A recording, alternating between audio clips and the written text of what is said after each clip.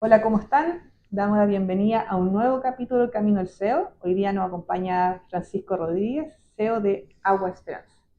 Gracias, Francisco, por darnos esta oportunidad de poder conocerte un poco más en toda tu trayectoria hasta la posición que estás hoy. No sé si nos quieres Encantado. contar un poco en qué estás hoy. A ver, yo soy gerente general de Agua de Esperanza. Agua de Esperanza es un consorcio entre una empresa chilena y una española, Transelec, bien conocida, y Almar, que tiene fondos eh, árabes. Nosotros lo que hacemos en Agua de Esperanza es la venta de agua para minería. Estamos convencidos en Agua de Esperanza de que el problema hídrico que sufre el país, la región o el mundo, Eh, la única forma de solucionarlo son con sistemas de impulsión de agua desde el mar. Creemos que confiar en sacar agua desde sectores continentales es algo cortoplacista, donde se ve menguado el medio ambiente, la posibilidad de entregar agua a personas. eh, y nosotros pensamos que la única forma de dar continuidad, confiabilidad, es con sistemas de impulsión de agua desde el mar, que básicamente para estos temas es infinito. En la minería se habla mucho, de hecho, del consumo de agua en minería, de- pero la verdad es que los números no hablan tanto de ello si uno lo ve en lo macro. El agua consumida por la minería considera el 3% del agua disponible total continental en el Chile. El problema que tiene la minería es que lo hace en los lugares donde hoy día hay escasez o mayor escasez de agua, que en el Claro, norte. sí, Entonces ese 3% tiene una relevancia importante. claro. Eh, el gobierno, y con justa razón, ha ido eh, regulando de forma más consistente en los últimos 20 años el consumo de agua continental en las mineras, porque ha empezado ya que el agotamiento de las napas subterráneas es más evidente. Ha ido el consumo de agua de la minera empieza a chocar con otros consumos que se podrían considerar, y con justa razón se podrían considerar más relevantes para la gente. Consumo humano, Como agricultura, esencial. industrias, etc. Y eso ha significado que las mineras empiecen a mirar otras fuentes de agua. Y lo único que genera confiabilidad, que es lo que busca una minera en su producción, es abastecerse desde el mar. Hasta hace poco, todos estos sistemas de impulsión de agua, ya sea desalada o desalada, porque la minería ocupa agua salada directamente del mar o desalada, era construyendo ellos mismos un sistema de impulsión de agua que lo abastezca a ellos. Desde el 2015, más o menos, el tema de tercerizar el sistema de impulsión de agua ha empezado a sonar. Ya el 2020 se concretó el primer contrato, que fue con BHP, con la minera Spence, en un contrato que tuvieron con Mitsui y con Cobra, para tercerizar el sistema de impulsión de agua, el primer BOT, el Build, Own, Operate and Transfer, donde tanto los temas medioambientales, permisos, la construcción y operación se les entrega a un tercero. La segunda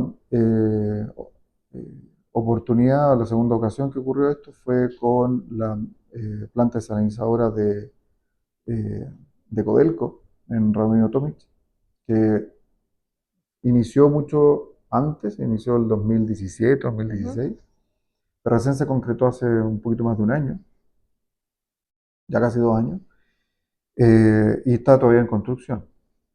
Y la tercera fue esta, que es Agua Esperanza, donde Minera Centinela eh, licita que un tercero le compre un activo existente, eso es primera vez que se hace, somos pioneros en Chile en hacer eso, y además de comprar ese activo existente, que existe desde el 2010, para que un tercero lo opere, también licita la construcción de uno paralelo. O sea, este proyecto, esta empresa, tiene como norte el hacerse un activo que es de un tercero, operarlo y además construir un segundo para la ampliación que está desarrollando hoy día Nueva Centinela. Por tanto, hoy día Agua de Esperanza está enfocada en la operación, la toma de posesión del activo. De hecho, desde el 13 de marzo que ya estamos funcionando 100% nosotros. Había un proceso puesto en marcha o de traspaso de la operación de la operación de SIAM 1 de Centinela a Agua Esperanza durante un año. Esa es una cosa. Y lo segundo es la construcción de un sistema de impulsión de agua paralelo al anterior para abastecer a lo que va a ser la ampliación de la mina, que debería estar lista a mediados del próximo año. Súper. Eso es lo que hacemos hoy día. Oye, de lo que escucho tiene harto propósito por detrás del proyecto, o sea, en el fondo es cuidar las aguas que hoy día existen, porque sabemos que tenemos un tema de escasez, y cómo apoyamos a las grandes empresas a que ocupar esa agua, pero de otros lados. Tiene harto propósito. Y ahí pensando un poco ese propósito, tu primer trabajo, ¿cómo marcó hoy día en el rol que estás? Mm. Me acuerdo haber leído, cuando hice un posgrado en España, me acuerdo haber leído un libro, el libro de biografía de Steve Jobs. Yo jamás había leído tanto como leí cuando hice el posgrado, leí, me acuerdo, unos 25 libros. Y me acuerdo el de Steve Jobs, un Sí, libraco de este es porte, de expresivo. 600 páginas, me lo leí en 3 días. ¿En 3 días te lo Como me leíste? lo comí. Ah, pero un récord, porque yo lo leí como en 2 meses. No, 3 días, 200 páginas por día. Me encantó el libro. Una de las cosas que decía es que uno no se da cuenta, una de las muchas que me quedo es que uno no se da cuenta del camino que anda hasta el final. Y uno al final une los puntos. Él decía, yo no sabía cuando estaba en la universidad que tomar un curso de caligrafía o Sí, de la forma de las letras, sí. que eso en el futuro me va a ayudar a que Mac tuviera las letras más lindas. Pero eso me di cuenta al final. Por lo mismo, cuando uno empieza trabajando, no sabes qué vas a hacer CEO, no sabes qué vas a hacer proyecto, no sabes en qué vaya a terminar, para dónde te vaya en la vida. Yo creo que en ese sentido hay que ponerle punch en todo lo que hace y hacerlo bien, para que esa experiencia sirva. Si haces las cosas a media y no terminas de aprender exactamente cómo se hacen esas cosas, las cosas que estás haciendo, es imposible que eso te sirva después. Un jefe mío me dijo cuando empecé a trabajar, yo trabajé en CCU al principio, mi primera pega fue en CCU. Eh, y me dijo, oye, ¿sabes que hay que ver una lecera? No tengo idea, ya ni me acuerdo qué era. Eh, Eran temas de acreditación de nuevos subcontratos. Entonces, oye, mandó un correo a la persona que estaba a cargo y hay que acreditar a esta persona, por favor, ayúdame. ¿Ya? Y el tipo me dijo, después de que, porque lo copié en el correo, entonces mi jefe volvió a la oficina y me dijo, oye, ¿cómo esto de, o sea, qué bien, súper ejecutivo, mandaste el correo al tiro, perfecto. ¿Qué aprendiste? Nada, no hay problema. Anda, conversa con esa persona que le pediste que lo hiciera, aprende cómo es el proceso y vaya a haber aprendido algo. El delegar Cualquiera lo puede cosas, hacer. no sé si cualquiera, hay gente, pero Sí, es es verdad. relativamente fácil. Es mucho más difícil aprender cómo se hacen las cosas. Y de hecho, eh, porque el momento que tú aprendes a hacer las cosas, puedes después tomar decisiones acerca de eso. Porque como normalmente ocurren, las cosas no siempre están hechas de la mejor forma, siempre es optimizable.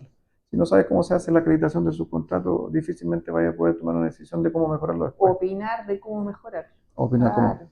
Y para ser jefe, yo creo que tienes que saber cómo ocurren las cosas para poder tomar decisiones. Uno nunca va a tomar todas las decisiones ni va a saber nada, ni saber todo. Es evidente que uno es especialista en algunas cosas y en otras cosas tiene que apoyarse. Pero cómo funcionan las cosas, eh, las grandes métricas, las grandes lógicas detrás de cómo funcionan las cosas en una organización, son las que uno tiene que mantener muy claras para poder abordar un problema de una forma distinta. O como para abordar cada problema. En CCU, yo llegué como ingeniero de planificación y control, un nombre ¿Ya? largo, era más largo que la responsabilidad. Eh, y salí porque hubo un problema con los otros gerentes. Entonces la organización estaba bastante descabezada. Llegaron nuevos 3 gerentes, donde antes había uno, y lo pusieron a los 3 a cargo de un área que antes manejaba uno. Y las segundas líneas también habían salido. Yo llegué porque yo estaba terminando mi primer magíster en la Católica y no había trabajado nunca. Yo hice un primer magíster en la Católica para recibirme de ingeniero, entonces estaba escribiendo la tesis, no estaba, y no había trabajado nunca. Y los tipos lo que quisieron fue traer una persona que viniera desde la academia, digamos, a explicarle a ellos cómo debe hacerse un proyecto desde la teoría. Porque se habían hecho cosas relativamente mal antes y ellos como que no eran de proyecto decían, chuta, ¿cómo se hace? Ya, ok, así es como lo venimos haciendo. Pero, ¿cómo se debe hacer un proyecto? Bueno, y para eso trajeron a este cabro chico de 25 años que les dijera más o menos. Obviamente yo no tomaba ninguna decisión, sino que explicaba y ellos tomaban decisiones. Pero, y, y lo que, y lo que al poco andar, al 2 o 3 meses me mandaron a levantar planificación de proyectos de los 25 o 30 proyectos que teníamos en todo Chile. Yo era Pepito Trepa por Chile. Andaba con mi auto para arriba y para abajo buscando información de las planificaciones. Pero lo que me di cuenta es que esta razón por la cual me habían traído tenía mucho de fondo. Cada uno de los reportes que yo entregaba a cada uno de los gerentes era una cosa distinta. Cada uno lo quería una cosa distinta. Y sin que me lo pidieran, yo creo que si hay algo, yo no soy especialmente inteligente, eh, ni soy especialista específico en alguna cosa, o sea, en algunas cosas sí, pero en general no soy especialista de muchas cosas. Si hay algo que yo creo que me ha diferenciado del resto de mis pares y que mis jefes lo han considerado, los buenos jefes, eh, es que yo no me quedaba con la idea de, oye, tú tienes que hacer tal cosa y cuando la terminaba me iba para la casa. Yo siempre he pensado, oye, ¿qué puedo hacer hoy día para que mañana esto funcione mejor? Yo de iniciativa propia les dije, ¿sabes qué? Hagamos un procedimiento de ingeniería y entrevisté a toda la gente de ingeniería que en ese momento trabajaba. Tomé las prácticas de antes, las ideas que tenían otros y desarrollé un procedimiento después de mis responsabilidades normales para pensar cómo debemos trabajar después para que esto funcione mejor. Estuve trabajando 3 o 4 meses en esto, porque no era solamente escribir lo que yo me parecía, sino que compartirlo con el resto y que todo el mundo estuviera de acuerdo. Eso generó una diferencia. No había nadie más del área que había pensado de esa forma. De hecho, por ser de la Católica y tener ciertas calificaciones, me metieron en un programa de jóvenes profesionales que tenían que lo bueno que tenían es que tenían 2 evaluaciones anuales en vez de una, por tanto tenían mayor feedback, mayor retroalimentación, etcétera, y por tanto podíais mejorar supuestamente más rápido la carrera, y además tenías entrevistas con el gente general y con el gente de recursos humanos. Y sin andar buscándolo, Patricio Jotar, con el cual después trabajamos muy de la mano, fue un tremendo profesor para mí. Él me dice, en la entrevista me dice, Francisco, ¿qué estás haciendo? Cabro chico, un Patricio Jotar al frente, el mejor ejecutivo de Chile bueno, por muchos años. No, mira, estoy haciendo este proyecto, estoy haciendo esto. No, no, no. Eso ya lo sé, si soy gente general, yo sé que estamos haciendo un proyecto. ¿Qué estás haciendo tú? Y me di cuenta que me estaba preguntando exactamente lo que estaba haciendo. No, mira, Patricio, me di cuenta que el área está funcionando mal. Hay 3 gerentes que cada uno tira para, dicho de buena forma, digo, pero cada uno tira para su lado sin entender cómo debía hacerse. Y estoy trabajando en un procedimiento que aúne las fuerzas, o sea, une las formas de trabajar de cada uno de la gente del área. Y hablamos de eso media hora Pablo Desco, y me acuerdo, el gerente de recursos humanos. Y de ahí para adelante, bueno, yo volví a la oficina y al día siguiente mi jefe me dijo, weón, que elegiste Patricio. Un tío encantado con vos. De ahí para adelante, Patricio siempre estuvo ahí.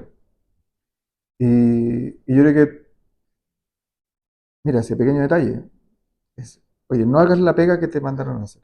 O sea, por favor, haz la pega que te Sí, mandaron a hacer. pero da Pero más. después de eso, piensa, ¿cómo se podría hacer esto mañana? ¿O qué puedo hacer yo hoy día para que esto mañana se pueda hacer mejor? Y eso, yo creo que es la única cuestión que me ha diferenciado. Yo Y no eso te soy... marcó de tu primer trabajo hasta hoy día, Lo que pasa es que ese después, mindset. sí, lo que pasa es que yo trabajaba en un área que era corporativa, que le brindaba servicios a todas las unidades de servicio, de negocios de la compañía. Entonces yo tenía relación con, y como eran inversiones de varios millones de dólares, yo hablaba directamente con los gerentes generales de cada una de las unidades de negocio. Entonces me dio mucha visibilidad mi posición. Eso me, me, me ayudó mucho a entender cómo funcionaba cada una de las unidades de negocio, de trabajar, y eso no solamente yo, sino que yo creo que cada una de las unidades de apoyo corporativo que se llama, tenía esa facultad o ese beneficio.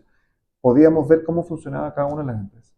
Además, como yo estaba en proyectos y me gustaba meterme partida de abajo, entonces yo hablaba con el operador para ver qué es lo que necesitaba el gallo. Pero para presentar el proyecto tenía que hablar con el gente general, entonces en verdad veía Transversal toda, la organización. transversal y vertical. Vertical. Entonces conocí muy bien la empresa.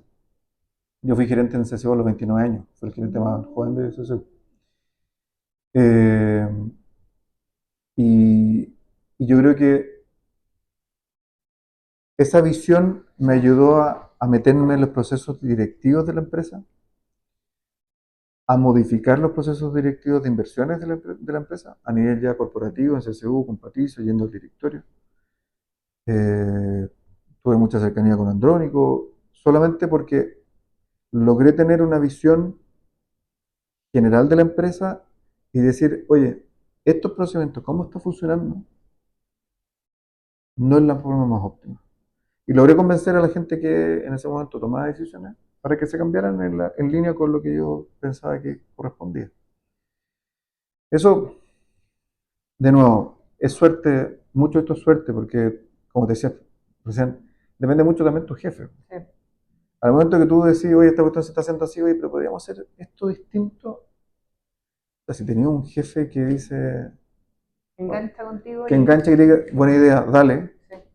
buena iniciativa, dale, equivócate, porque muchas de las ideas que yo dije no funcionaron, Sí. bueno, rotundamente no funcionaron. Pero me apañó y me dijo, ¿sabes qué? Dale, esta no te funcionó, la siguiente funcionará. Eh,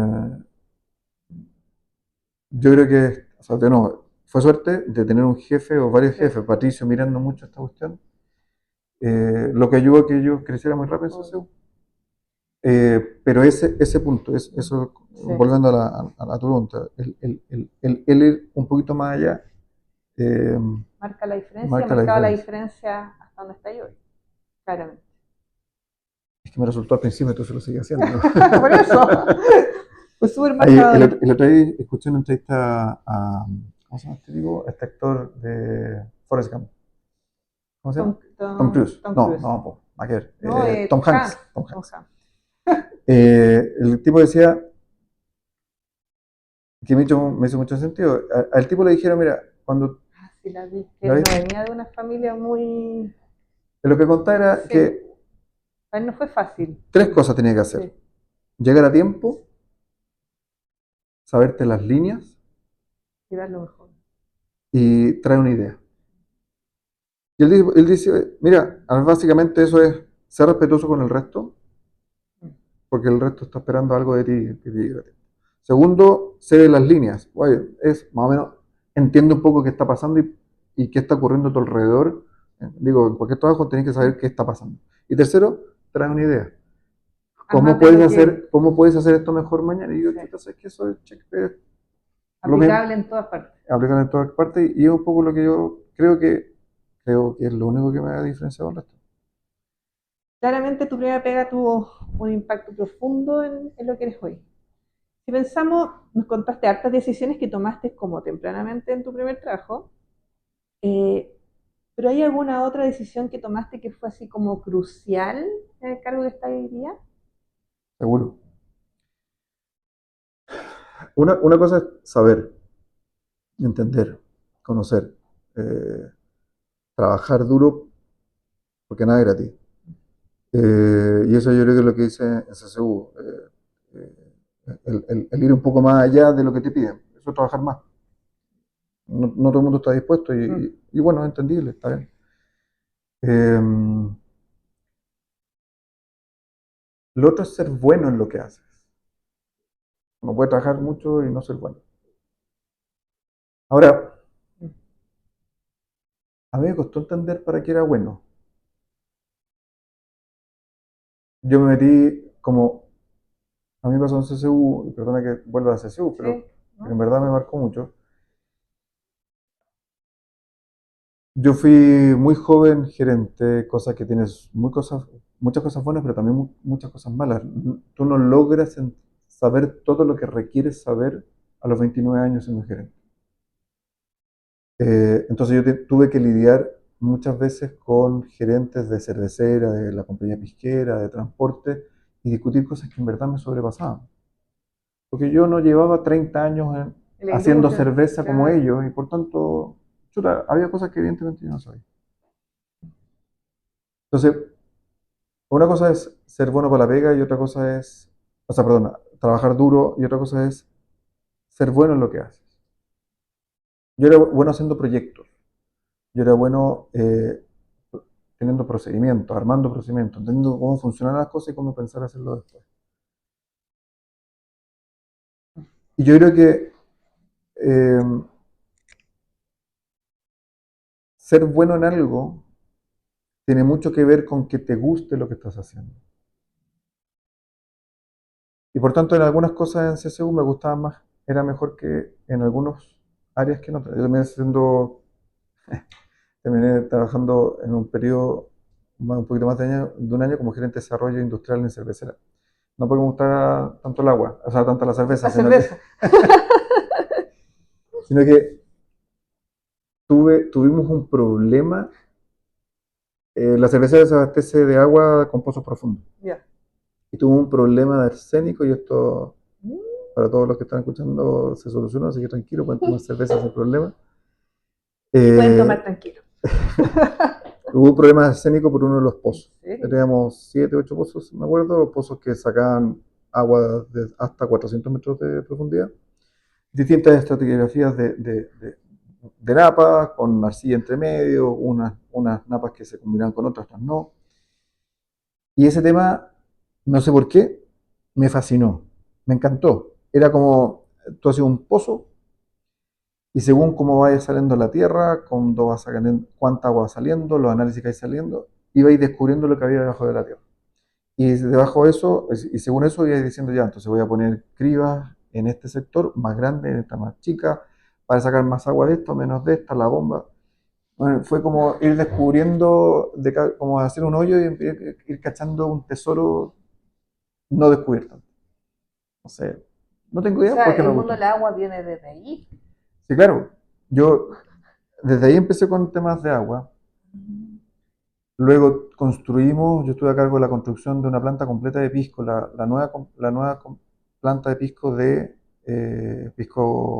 de Compañía Pisquera de Chile, de CPCH, y la planta se construyó, o el terreno se decidió la compra por un tema logístico y por un tema de precio.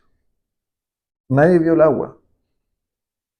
Y tuvimos que hacer hicimos dos pozos finalmente, donde teníamos pésima agua. De nuevo tuve que lidiar con cómo solucionar el abastecimiento de agua, que es evidentemente un problema o un insumo crítico para el pisco. El pisco es, sí, perdón, No, tranquilo. el pisco tiene un 30% de alcohol puro entre 90 y 95 grados y el resto es agua destilada, para llegar a la erosión de 30, 35, 40, 40 y tantos grados de erosión alcohólica que tienen los piscos. Por lo tanto, entre el 60 y el 80% del producto es agua. Y no teníamos. Entonces tuve que Tenía un meterme problema. y tuve que aprender mucho acerca de cómo tratar el agua para poder obtener eso. Me encantaba el agua. Y luego, cuando me cambié de trabajo, me fui a, a trabajar a Perú.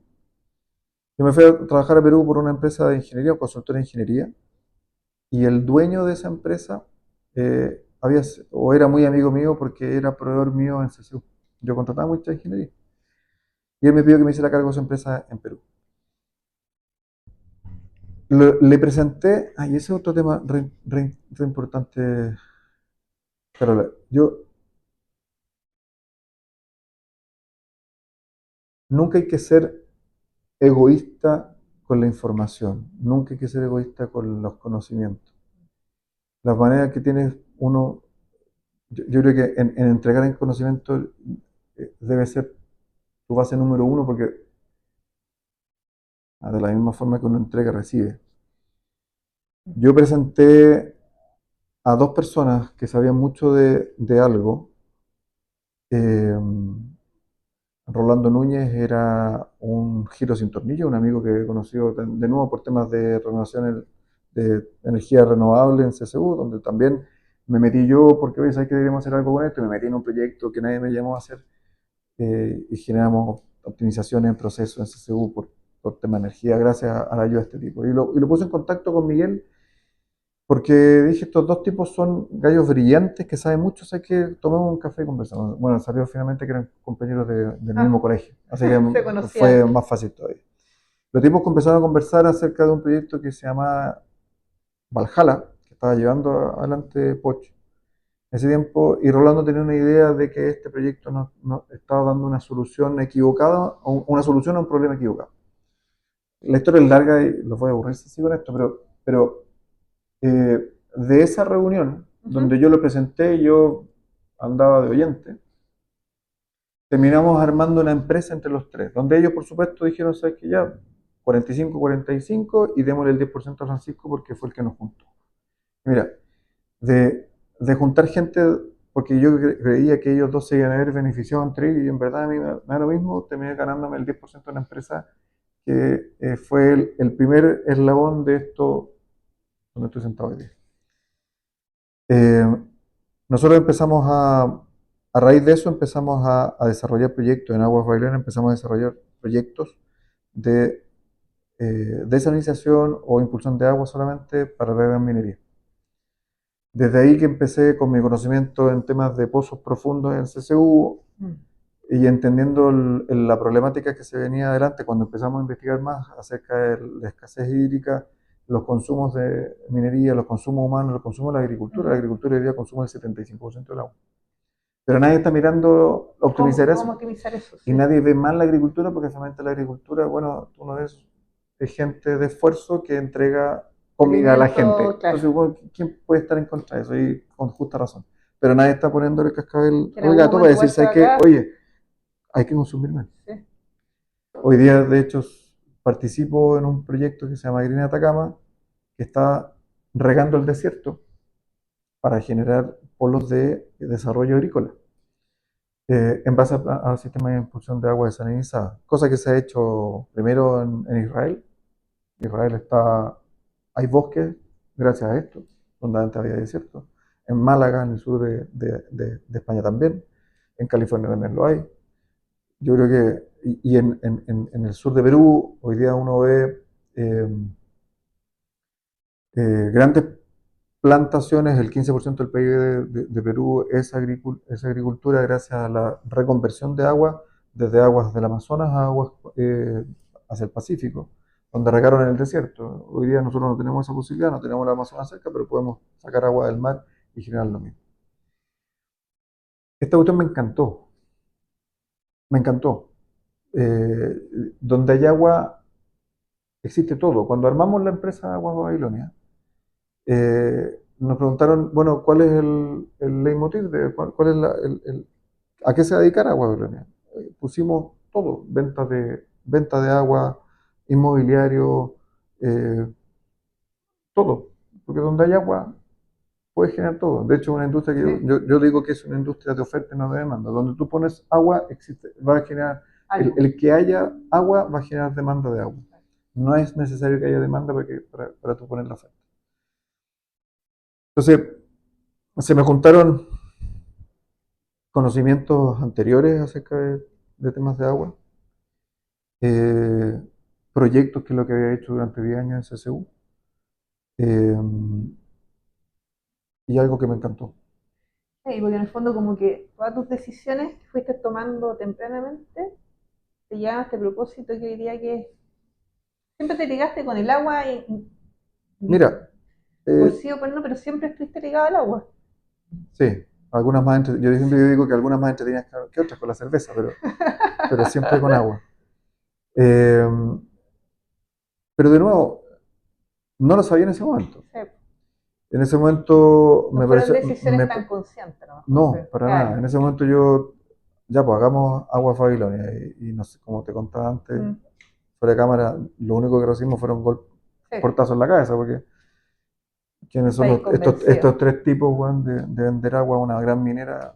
Que es mejor hablo con Mitsui, Sí. con Cobra, cuando tenga idea.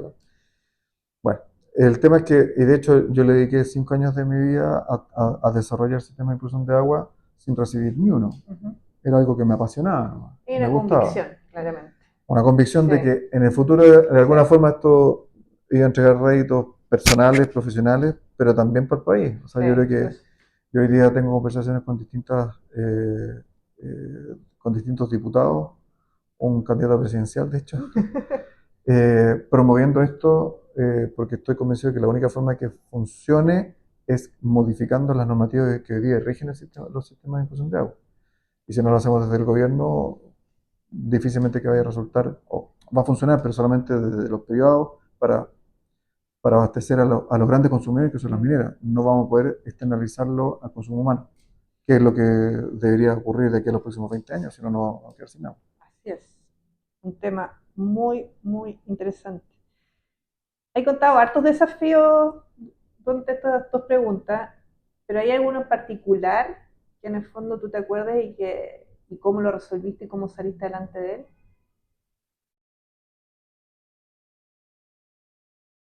A ver, no sé si es desafío, en algún momento hay que tirarse al agua. Eh, yo cuando estaba en Engie, yo volví de Perú después de haber trabajado con Poch en Perú, volví sin trabajo. Y la primera vez que me contratan y que me pagan algo por algo, por hacer algo por algo, fue como gerente de desarrollo industrial para Latinoamérica en Engie. Iba todo bien en Engie, desarrollamos 15 proyectos, 15.000, eran 17 proyectos, 15.000 millones de dólares de inversión. Para tener un orden de magnitud, Engie tenía 2.000 millones de dólares en proyectos de inversión en temas de energía que eran los de ellos. Y yo llego y en 6 meses les presento un portafolio de 15.000 millones. Para que, para que tengan noción de la potencialidad del mercado que tiene esto. De hecho, uno de esos proyectos era este. Mm, Eh, Al cabo de un año y medio de estar trabajando en Engie, la gente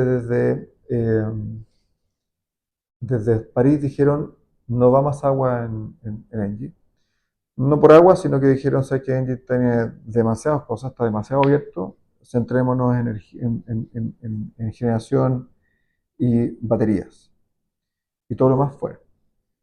Así que en ese momento eh, yo hablé con mi jefe, en ese momento yo le reportaba al gerente general de Engie en Latinoamérica. Y el tipo me rogó que, me dijo, me juró que eso iba a cambiar, que no me preocupara, que siguiera en Engie, que querían que me quedara, que tenía mucho potencial, que, oye, si no era agua era otra cosa, etcétera. En ese momento yo tuve que tomar la decisión de salirme de Engie y emprender de nuevo. teniendo una tremenda posición, estando tremendamente bien valorado dentro de la empresa. De hecho, para no irme me ofrecieron más plata, otro puesto. Y en ese momento tomé la decisión de salirme y emprender de nuevo. Con algunas garantías, porque lo que ocurrió es que me fui a un family office, donde tenía un sueldo menor al otro, donde nos jugábamos la vida por un proyecto, uno solo, antes estaba viendo 15, si no funcionaba me quedaba sin Mm. pega al día siguiente. Eh, pero me di cuenta que ese año y medio que llevaba en Engie era la primera vez que trabajaba en algo, y yo creo que por eso fue que me fue tan bien en Engie, estando en pandemia además. O sea, Un periodo difícil. eh, porque me apasionaba lo que estaba haciendo. Porque había tenido, y ahí un poco te junto lo que había leído de Steve Jobs, de que uno al final Sí. junta los puntos. Y ahí yo he tenido 10 años trabajando en proyectos, desarrollando ingeniería, construyendo Mm. plantas de producción, temas de medio ambiente, de permisología, mucho de procedimiento, mucho de saber cómo funciona una empresa. Luego me fui a hacer ingeniería yo mismo en Pocho. Eh, Había sido gerente general allá, había aprendido de recursos humanos, de cosas que antes para mí eran Nuevo. desconocidas Claro. en CCU. Y en Engie, primera vez que junto, porque mi labor era como gerente de desarrollo, pero yo tenía a cargo una unidad que era solar. Agua era una Mm. cosa distinta a energía Claro. de Engie, por Otra tanto vertical tenía era eso. como otra empresita chiquitita, Sí. muy chiquitita, pero otra empresa. Entonces juntaba todo eso más lo que me apasionaba, que era el agua. Lo he pasado increíble. Y no quise renunciar.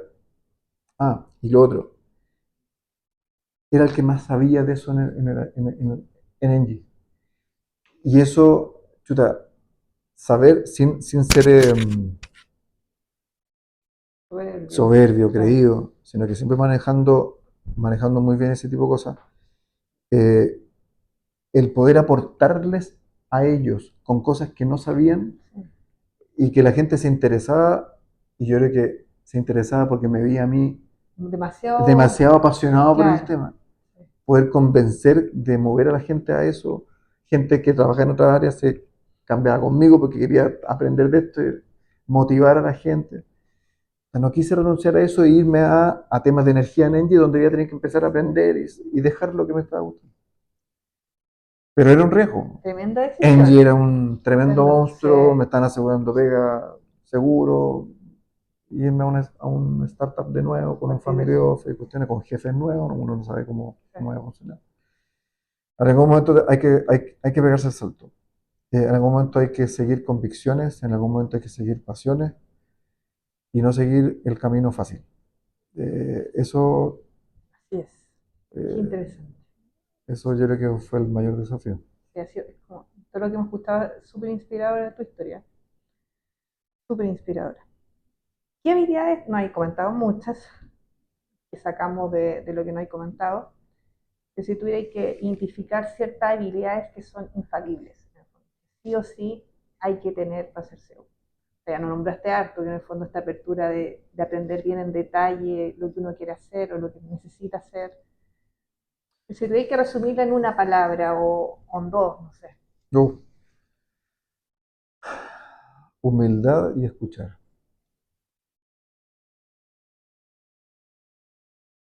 Yo no, de nuevo, yo estoy lejos de saber, de ser el que más sabe de cada una de las cosas de mi gente. De hecho, yo no construyo desde que salí de CSU, hace el 2015. Eh, yo no hago un estudio de impacto ambiental desde esa época tampoco. Y en 10 años han cambiado mucho las cosas. Sobre todo en este país, con el tema de permisología y permiso, eh, etcétera. Eh,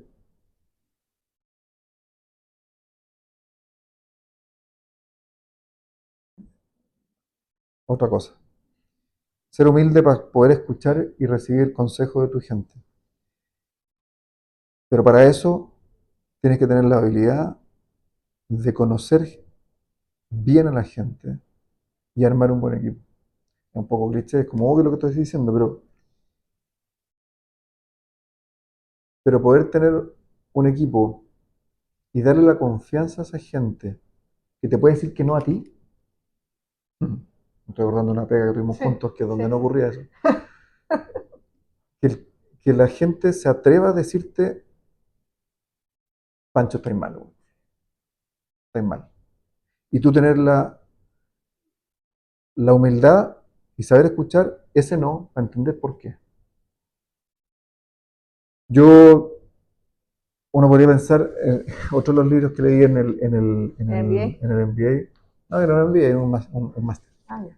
pero sin posgrado, eh, que decía las decisiones de los CEOs. Y ahí decían, toda la gente piensa que los gerentes generales toman grandes decisiones. Están tomando siempre grandes decisiones, ¿no? Y la verdad es que lo que decía el libro y lo que vivo hoy día es completamente cierto. Uno toma muchas pequeñas decisiones. Uno no está tomando grandes decisiones acerca del lineamiento de la empresa. Uno está tomando constantemente muchas pequeñas decisiones. En esa línea uno tiene que tener muy claro a dónde querés llegar. Y fijarte que cada una de estas pequeñas decisiones, si bien te pueden ir un poco más para allá, un poco más para acá, vayan en una misma dirección. Tener una idea clara de lo que quieres lograr con la empresa junto con tu directorio es tremendamente importante. Pero esas pequeñas decisiones, porque son muchas, no son siempre de tu competencia. Y, y tener un equipo que sepa específicamente esas cosas, escucharlos, tomar de verdad lo que te están diciendo, no solamente a palabras, sino dime ya y al final hacemos lo que yo digo, sino que en verdad darte el tiempo de tratar de entender qué es lo que te están diciendo, por qué te lo están diciendo, y compartir esa visión con la de las otras áreas, porque esa persona de la misma forma no sabe todo lo que está pasando. Es tremendamente. Yo creo que es la base para encauzar la empresa hacia donde tú quieres llevarla. Y además generáis fiato. La gente lo que quiere, mira, perdona, uno va, uno va, uno cuando habla, uno cuando se escucha, procesa las cosas de una forma distinta como lo hace cuando piensa. Me acabo de dar cuenta que, claro, lo que estoy promoviendo ahora como jefe es lo mismo que yo te acabo de decir que fue muy bueno para mí cuando chico, cuando yo daba ideas y no tuve miedo de dar ideas a mi jefe y mi jefe me escuchaba. Yo creo que para ser buen jefe hay que darle la oportunidad. Si tuvieras que darle algún consejo a nuestra audiencia, ¿qué consejo le daría a alguien que quiera ser CEO? No sé si. Bueno. A ver. Nada es gratis. Nada es gratis. Uno nunca sabe dónde va a terminar. Tú puedes tener idea de lo que te gusta hacer en ese momento, que no. Te va a tocar hacer pegas que no te gusten. Te van a tocar cosas que van a salir más difíciles de lo que te gustaría. La única forma de, lamentablemente, la única forma de darte cuenta si eso funcionó o no es al final del camino. Por lo mismo, sácate la cresta, perdón, Sí. trabaja duro y aprende bien de cada una de las cosas que hagáis. Es la única forma de que después eso te sirva de alguna forma. Si no lo aprendiste bien, es tiempo perdido. El delegar es re fácil, pero es fácil cuando sabes de lo que estás delegando. ¿Y en quién? No, por supuesto. Sí. Pero digo, delegarle, delegarle a alguien algo que tú no sabes cómo se hace, no vas a poder controlarlo, no vas a poder darle feedback, no vas a poder darle consejo. Tienes que saber algo. Sí. Y por tanto aprovecha cada una de las oportunidades que ahora que estás abajo, o entre comillas, que estás aprendiendo, aprovecha a aprender bien eso. No lo hagas ya a media, hazlo bien. Al final del camino vayas a saber si te sirvió o no. Y si lo haces bien, lo más probable es que te vaya a servir en algún aspecto. Y segundo, no te quedes con lo que te piden. No te quedes solo con lo que te piden. Haz siempre un poquito más. Piensa, ¿qué puedo hacer yo hoy para que mañana esto salga más fácil?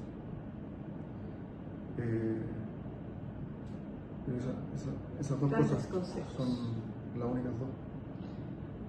Y en nos contaste que te queda poquito tiempo con este trabajo, eso está ahí donde mandado, pero ¿cómo equilibras tu vida profesional con la laboral? Aprovecho a concho cada uno de los momentos que tengo en mi familia. Sí. tu vida familiar con tu vida laboral. Sí, no, a ver, yo por este trabajo tengo que viajar 1 o 2 veces a la semana al norte, lo que me significa dormir muchas veces fuera de la casa. Tengo la suerte de tener una familia, pucha, que con mi señora nos queremos mucho y tenemos la suerte de estar muy bien juntos. Y me apaña y me aguanta todas estas cosas, ¿no? Yo creo que es fundamental tener alguien que te apoye, un partner en la casa que te ayude con todas estas cosas, porque recaen en ella muchas responsabilidades que deberían ser compartidas. Pero por lo mismo aprovecho a full cada vez que estoy con los niños y con ella. Los fines de semana, bueno, invento cosas. Yo tengo miedo a aburrir a mis niños porque tienen 15 y 16 años ya como que no quieren estar contigo. Ya no quieren estar conmigo, entonces como que termino haciendo cosas más con mis que con los niños, en verdad. Pero... Ella tiene su panorama aparte. Solo, entonces claro, estoy en otra época ya, pero estoy en un momento que tengo yo tratando de convencerlo. Y no me va muy bien, pero porque tiene sus panoramas. Pero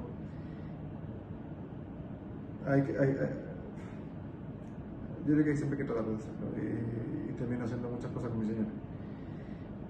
Siempre es difícil, estoy diciendo cosas que son obvias, pero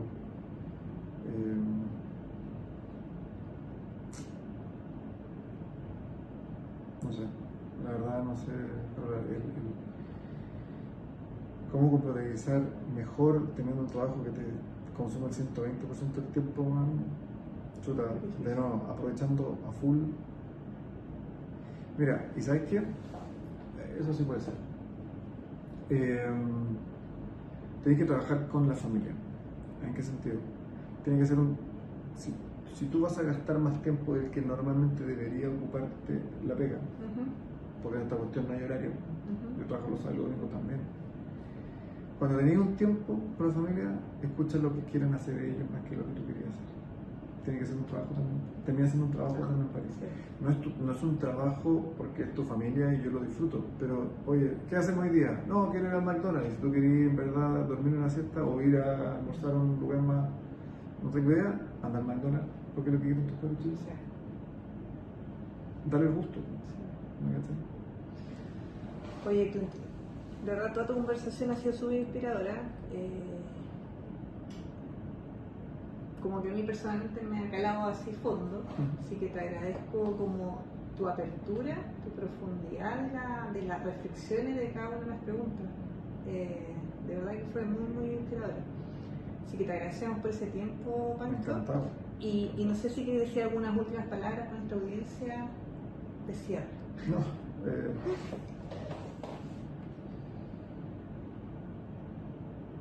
nada es gratis. Y nunca se olviden de que también es tu trabajo. Escuchen, den la oportunidad que otros suban. Rodearte de gente buena es lo único que te hace bueno a ti. Muchas gracias, Pancho. Muchas gracias por vernos. Nos vemos en otro capítulo de Camino al SEO. Gracias.